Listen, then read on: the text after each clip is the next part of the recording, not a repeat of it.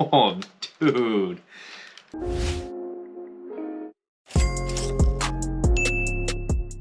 Clearly, I am super stoked to see these in hand before the release even. Shouts to my boy JP for copping these and then letting me get my hands on them to review them. The Retro 3 White Cement Reimagined. Of course, we kind of know what to expect with these after having the Lost and Found ones release, which we have those right up here behind me. An OG colorway with that weathered, tattered, retro, vintage look. What better way to recreate and remaster a retro than the way that they dropped in the first place? Box, obviously, weathered. You can see the edges, the corners. They tried to mimic what the box would look like if it were actually dated back to when the first white cements released. We haven't seen this colorway released since 2011, and even then it had the Jumpman on the back. We have seen the Nike Air on the back heel tab since the original release, but not in a remastered version, not the OG White Cement 3. Comes with this retro card, kind of like what they did in the past. Let's get into them, just like they're supposed to look. Nike Air hang tag, Nike Air on the back heel tab. That's my favorite part. I feel like that's what every sneakerhead really wanted, with the 3s, with the 4s, with the 5s from now on. The Jumpman was cool and all, but we really want that Nike Air. That might flip-flop in the future. Maybe if they start overplaying the Nike Air, maybe we'll want the Jumpman more. The elephant print is a little bit different than what we're used to. It's a little more subtle. They were getting pretty deep with the cuts on the new releases. It almost made it look too bulky and flashy, if that makes sense. These indentations are a lot less exaggerated. Obviously, this white midsole is kind of yellowed for that vintage feel.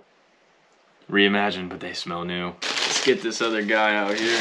Ugh, man, these are so fresh. I'm gonna have to try and cop some of these for personals because, ugh. Let's take a good look at these now. Obviously, we've got that OG 3 color blocking, the one that we would expect with the white cements. Overall, the quality looks pretty good. I know people have been complaining about Nike and Jordan Brand's quality control here lately. I mean, there's a few imperfections here and there, but nothing crazy. Nothing that I'd be like, oh my gosh, I gotta return these now. Now, I really wanna rock a pair of these now. Like I said, it's been a long time since we've had the white cements release, especially with that Nike Air on the back heel tab. The leather looks great. It's somewhat tumbled. It's not that shattered backboard leather by any means, but it's not the shiny, glossy, cheap leather that we've seen in the past also. The only real difference aside from the elephant print is the yellowed characteristics. You know, I mentioned the midsole before. These eyelets here have a little bit of yellowing to them, as well as that heel tab. They're just kind of starting the aging process a little bit earlier, which is fine because eventually those parts of this shoe are gonna be yellow anyways. 5-10 years down the road, those are the parts that you're gonna see yellow first. So all in all, I think they hit the new age retro look right on the head. I mean, the same way that they did with the Lost and Found ones. I have heard rumors that they plan on doing the Bred 4s this year, and if that does happen, it's gonna shock the world. I mean, they are crushing the best colorways, the best retros that have ever released. I mean, these are an OG in my book. Can you make a buck on these? Absolutely. Retail was $210. They're reselling for around $350 right now. Of course, we are pre-release, but there have been a few shock drops, early access, so there are pairs floating around in the market right now. By the time you see this video, these pairs will probably have released. That price point's gonna come down a little bit. I still see these fetching over $300 all day long. And honestly, these are gonna be a good long-term play hold as well. Look at what the black cement 3s with the Nike Air on the back did. All pairs, all sizes are over $500 now. Sure, it might take some time, but it might be worth that long-term hold if you have enough capital to tie up and invest in pairs like these. My suggestion is